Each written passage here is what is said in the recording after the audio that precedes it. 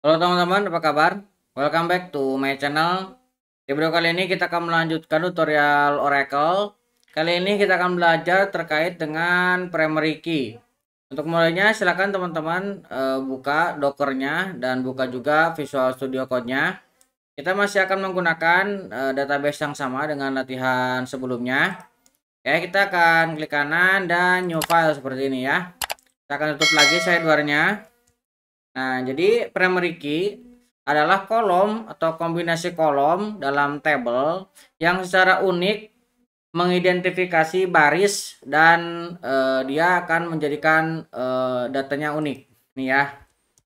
Nah, dia berada di dalam kolom yang unik. Jadi setiap row itu tidak akan ada yang sama. Nah, ketika kita akan menjadikan primary key juga ini ada beberapa aturan yang harus dipenuhi ya. Yang pertama, tidak boleh bernilai nol ataupun string kosong. Jadi primary key tidak bisa kalau misalkan datanya nol ataupun string kosong. Kemudian harus unik di seluruh tabel. Jadi tidak boleh ada yang duplikat ya. Jadi misalkan row 1, row 2 dan row lainnya itu tidak boleh ada yang sama. Kemudian tidak boleh diubah selamanya. Jadi primary key tidak bisa diupdate ya. Nah, rekomendasi untuk primary key kita bisa menggunakan biasanya kayak nik karyawan, nomor KTP, ataupun semua data yang sifatnya unik dan tidak berubah. Nah, kunci harus kompak, biasanya numerik, karena Oracle akan lebih cepat kalau misalkan pakai numerik ya dibandingkan dengan random number, random text ya. Nah, hal yang baik jika setiap tabel memiliki primary key karena teman-teman akan merasakan kesulitan ketika akan mengolah data pada tabel tersebut ketika tidak ada primary key-nya. Nah, primary key ini bisa didefinisikan dengan beberapa cara ya. Kita bisa melakukan dengan inline kolom ataupun kita juga bisa menggunakan constraint ataupun kita juga bisa menggunakan multi kolom ya. Nah, kita akan coba contohkan nih. Kita akan create table purchase order.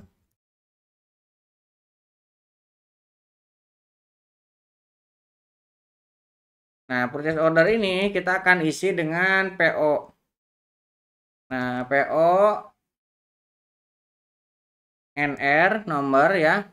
Ini tipe datanya kita akan buat number. Nah, kemudian ini kita akan buat inline ya. Berarti inline ini primary key-nya kita definisikan di sini di kolomnya langsung ya. Nah, ini PONR ini akan kita jadikan sebagai primary key. Saya mau bikin vendor ID. Vendor ID ini kita buat number juga. Nah, ini tidak boleh kosong ya, seperti ini. Nah, kemudian kita akan tambahkan di sini PO status. Nah, PO status kita akan buat juga number. Nah, numbernya akan kita batasi ya. Nilainya hanya 1 dan 0. Nah, kalau misalkan dia sudah di PO berarti 1, kalau belum di PO nanti 0. Ini tidak boleh kosong. Seperti ini ya. Kemudian kita akan buat create add. Nah, ini dibuatnya pada kapan? Nah, kita akan buat timestamp. Nah, terkait dengan timestamp juga sudah pernah kita pelajari ya. Kita akan tambahkan di sini with. Nah, kita akan gunakan time zone. Time zone ini supaya membaca time zone tidak boleh kosong. Nah, seperti ini ya. Kita akan membuat table. Nah, dengan kolom primary key-nya langsung inline kolom seperti ini. Ini kita akan coba blok, kita akan jalankan. Nah, ini sudah berhasil kita create ya. Nah, ini kalau misalkan kita membuat yang inline kolom. Nah, kita juga bisa menggunakan constraint ya. Nah, ini kita drop lagi. Drop table. Nah, kita coba create ulang ya dengan cara constraint. Ini kita drop dulu.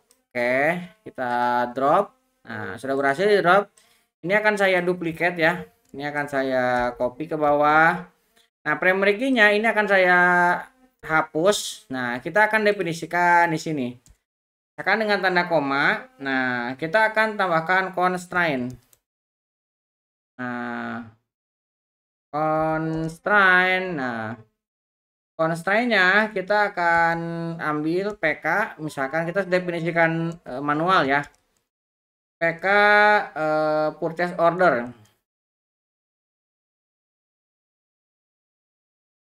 Nah, misalkan kita buat seperti ini ya. Nah, ini sebagai primary key. Nah, kemudian kita baru definisikan yang menjadi primary key adalah kolom apa? PO NR. Yang ini ya, kita definisikan ke sini. Oke, kita akan coba blok lagi. Kita sekarang akan jalankan. Nah, ini juga berhasil ya. Kita mendefinisikan dengan constraint seperti ini.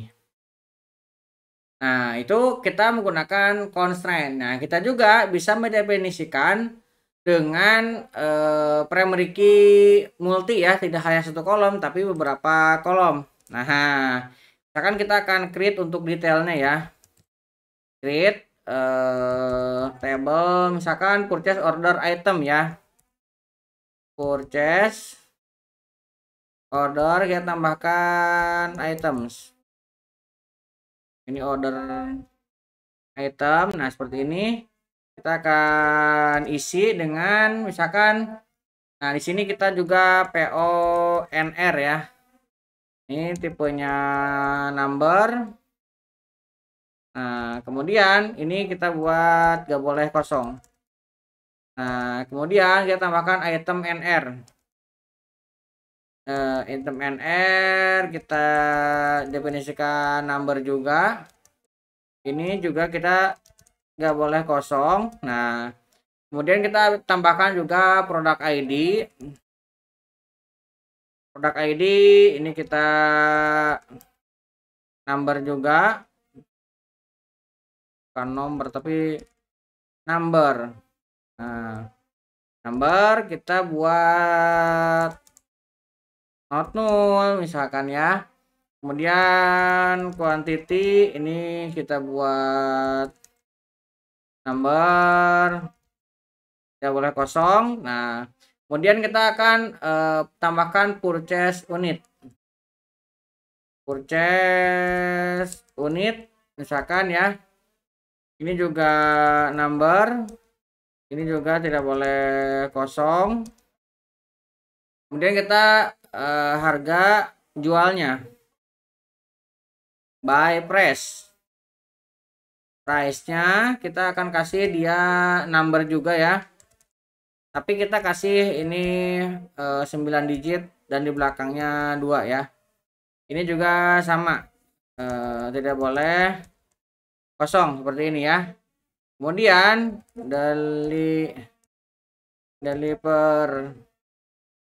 delivery date. Nah, kita tambahkan tipe datanya date.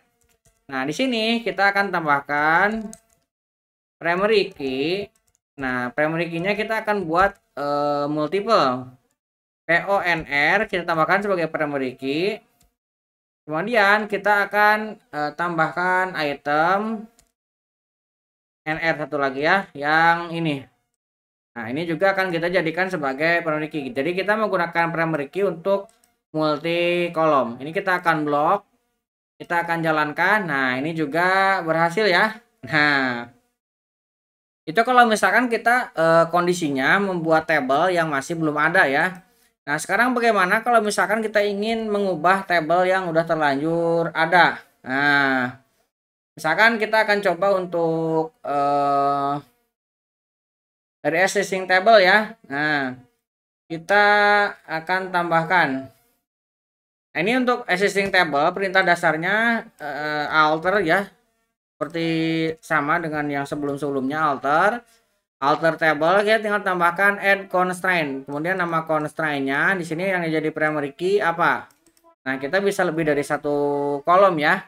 Nah, misalkan saya mau create dulu tabelnya, create table vendor.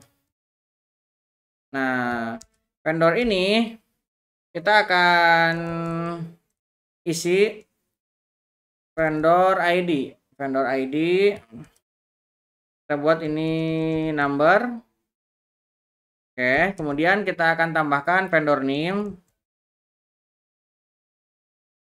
Nah, vendor name kita akan kasih varchar 2. Ini panjangnya kita kasih 255 ya, dan tidak boleh kosong seperti ini ya. Kemudian kita tambahkan address. Nah, address kita kasih varchar 2. Nah, kita panjangnya 255 juga. Dan ini tidak boleh kosong. Nah, misalkan ini tabel dasarnya seperti ini ya. Kita akan blok, kita akan run. Nah, ini berhasil kita jalankan. Nah, sekarang ini kan belum ada primary key-nya ya. Kita mau menambahkan primary key. Kita gunakan alter table. Nah, yang mau kita alter apa? Vendors ya. Nah, kemudian di sini kita baru tambahkan add ya. Add constraint. Nah, kita akan tambahkan constraint. Nah, misalkan PK vendors ya, misalkan constraint-nya ini kita tambahkan primary key. Nah, primary key. Nah, primary key-nya kita akan jadikan ini ya, vendor ID ini sebagai primary key. Kita tinggal masukkan ke sini. Kita tinggal blok. Nah, kita jalankan. Nah, ini juga berhasil kita melakukan penambahan primary key. Ataupun kita juga bisa menghapus ya. Nah, menghapus primary key yang sudah ada. Ini kalau misalkan hapus tinggal alter table, kemudian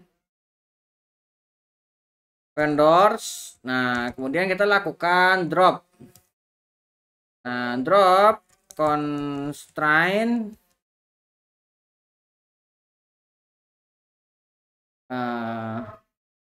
Kita akan drop constraint namanya tadi ini ya, PK vendors. Ini bisa kita hapus. PK vendors, kita blok. Nah, ini untuk menghapus. Kita jalankan. Nah, ini berhasil ya. Nah, untuk menghapus ini sebenarnya ada dua cara ya. Kita bisa menggunakan menghapus constraint atau menghapus langsung primary key-nya. Misalkan ini saya tambahkan lagi ya. Nah, ini saya tambahkan lagi supaya ada. Nah, sekarang kita akan hapus dengan menggunakan primary key. Alter table vendors, kemudian kita akan drop primary key. Nah, seperti ini ya.